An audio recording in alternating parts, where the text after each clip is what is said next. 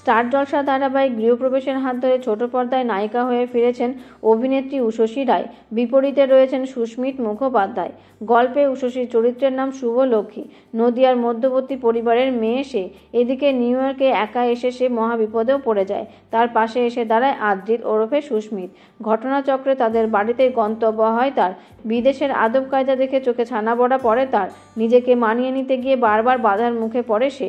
নদিয়ায় নিজের হাতে মশলা বানিয়ে পরিবারের পাশে দাঁড়ায় শুভলক্ষ্মী। কিন্তু বিদেশের মাটিতে কিভাবে সকলের মন জয় করবে সে নিয়েই গল্প এগোবে।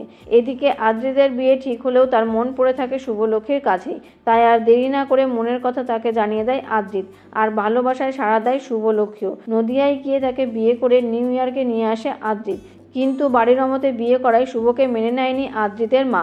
এদিকে আদ্রিতের সঙ্গে সময় কাটাতে বাইরে ঘুরতে যায় শুভ। সেখানে শরবত ভেবে মদ্যপান করে ফেলে শুভ। বেসামাল হয়ে রাস্তায় ছুটে বেড়ায় সে।